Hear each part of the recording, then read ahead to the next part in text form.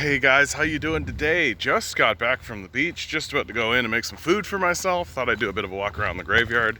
I was going to do the recording somewhere else, but it's a bit windy today, so there's kind of shelter in here to protect us from the wind.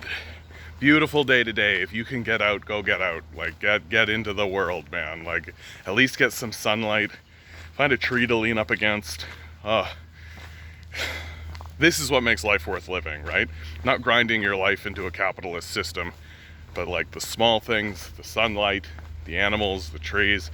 I love, the water's too cold to get into, but there were still like little kids like running in and out of the water, and like, kids are great, right? They're just sort of pure energy. They're just, they have nothing but they're the purity of their existence, which is super beautiful. Okay, so what are we talking about today? Well, the name of the video is The Quiet Rise of Canadian Fascism, right? And so let's start by defining some terms. People on the right, especially in the alt-right and especially the fascists themselves, like to pretend as though leftists don't know what fascism is.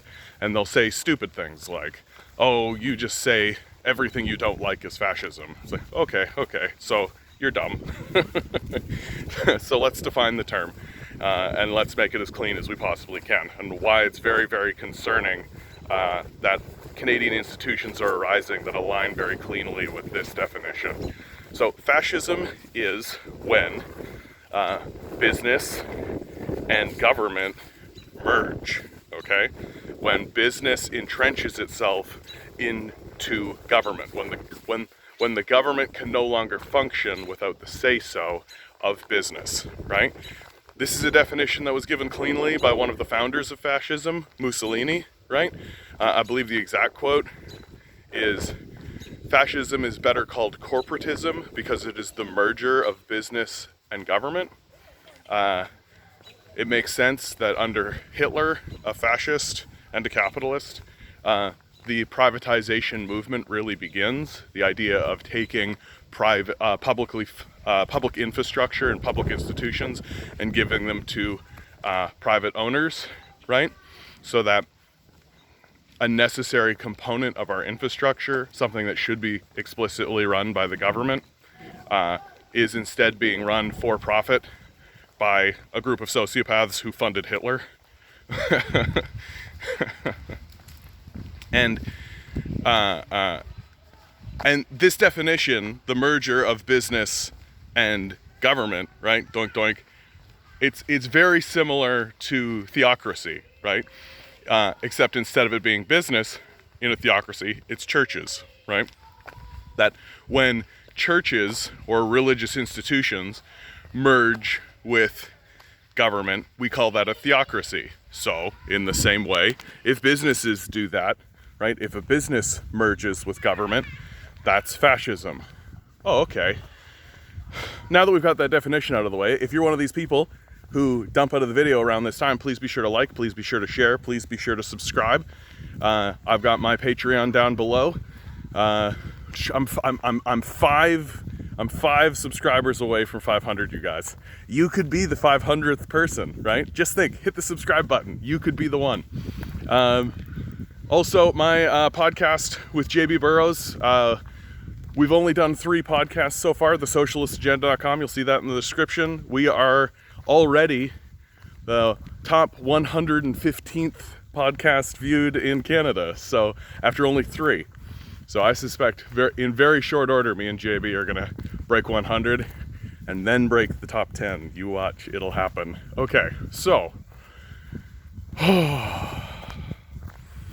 So now that we've cleanly defined fascism, right? Like we've cleanly defined it, it is the merger of business and government. How is our government operating in such a way to facilitate the rise of fascism? And I say the quiet rise of fascism because this is all just happening without anybody saying anything, right? The liberal government that is pushing through its agenda is clearly not going to bring anything up, and the billionaires who own the corporate media are clearly not going to point at anything, because both of those sides benefit from this arrangement. And to see what I'm talking about cleanly, all you got to do is Google the Canadian Infrastructure Bank, right? So you have the Canadian Infrastructure Bank, which is a bank that has been erected outside of the Bank of Canada. And what it does is it allows businesses and government institutions to merge in what are called public-private partnerships, or P3s, right? It's right in the title, public-private partnerships, the merger of the public sector and the private sector, which is traditionally and defined as fascism. And this institution has been erected outside of the Bank of Canada and allows investors, private billionaires, oligarchs, to seize control of infrastructure projects and turn them into for-profit ventures for themselves, right? And of course, why this is dangerous is that it allows politicians to sidestep the traditional method of infrastructure building since the dawn of time, since the beginning of mankind, which is the government builds an infrastructure project and then fines taxes in the populace and taxes them, right? That's the way that funding infrastructure works in a normal, rational, non-fascist society, right? The government, and in our particular case, we have a democratic government, so one assumes that the government would be moving forward with infrastructure projects at the behest of the populace. And then they fund them, how? By taxing the wealth from the billionaire class who are sitting on wealth that's been offshored, right? Like, we know that corporations are sitting on like $650 billion worth of wealth. We know that's true. They don't report on it. They don't talk on it. They don't address it in any conversation ever, right? But it's absolutely the truth. So if you wanted to, have a park or something in your neighborhood, well, your public official would have that done, would hire the people who would need to be, and then they would tax the people who are not using the wealth. And that's a rational, non-fascist system. Instead of that, the Trudeau government has erected something called, which I've already talked about, the Canadian Infrastructure Bank, which essentially turns every conversation we have about infrastructure or building anything here in Canada into an episode of Dragon's Den or Shark Tank, where citizens have to beg to sociopathic capitalists who have proven that they're sociopaths. Like, I don't think we need to even debate that any longer. They've proven that they're sociopaths. They've proven that they're completely willing to destroy everything and dismiss everyone.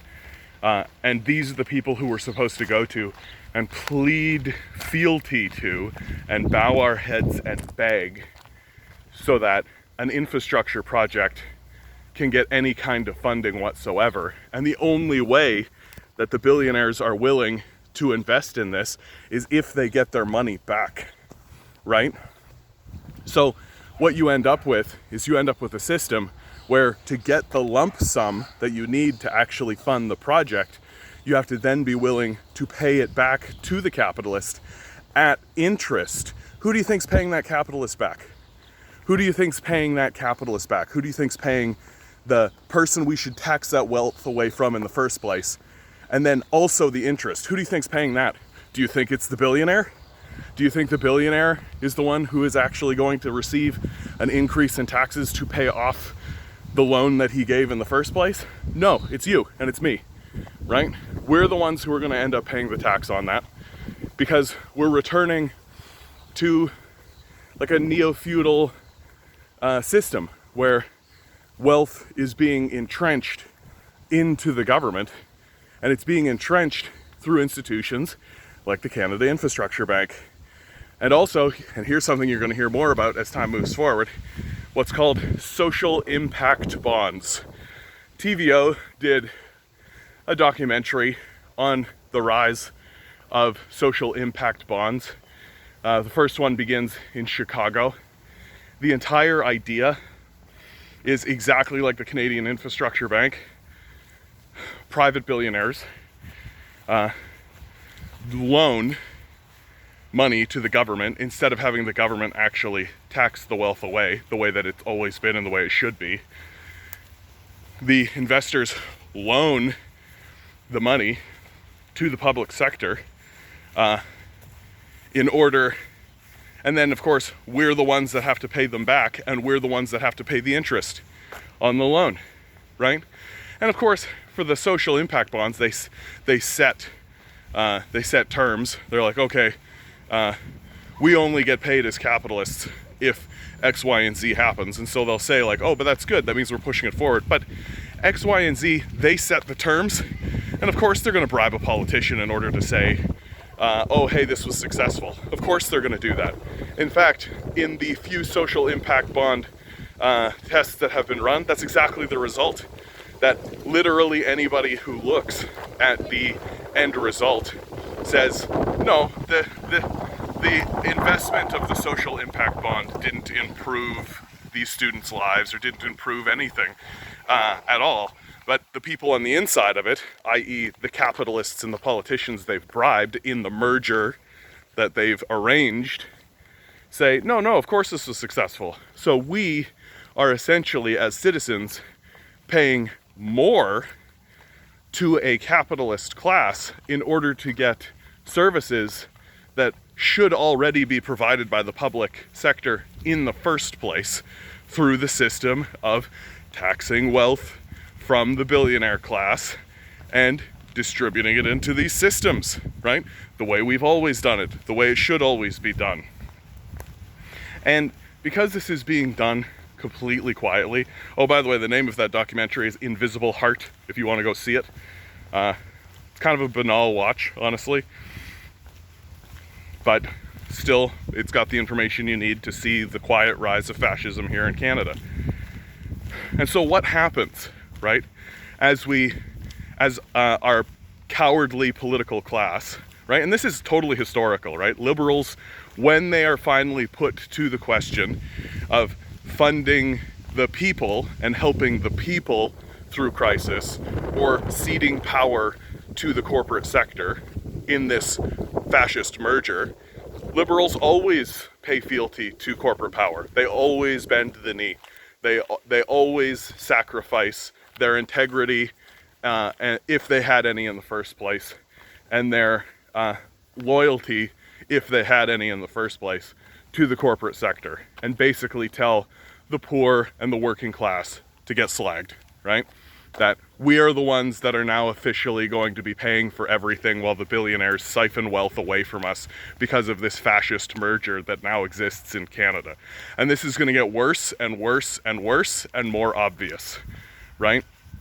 So the only projects that will get done are the ones that the capitalists say should get done, that if there are a group of people who could really benefit from some kind of project or some kind of infrastructure idea or some kind of thing, but the capitalists don't like it, it won't happen, right? It's very obvious to see where this goes.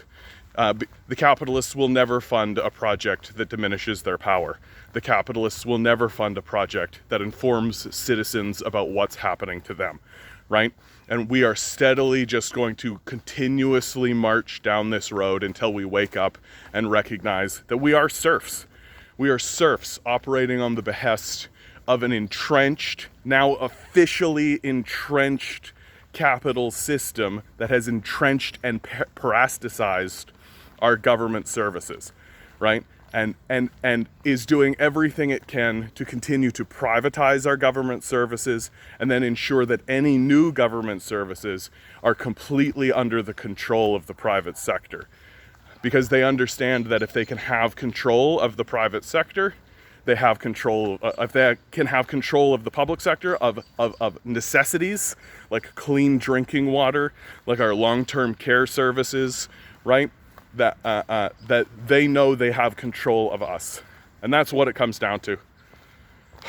Okay, guys, that's the end of this video. Please like, please share, please subscribe, please send it around. If you would like to donate, Patreon down below, thesocialistagenda.com. You are divine beings standing on divine energy. The capitalists spend billions of dollars to convince you otherwise, and to gaslight you into selling them everything while you do all the work and pay all the taxes to pay it off. We shouldn't let them. Good luck. We're gonna need it.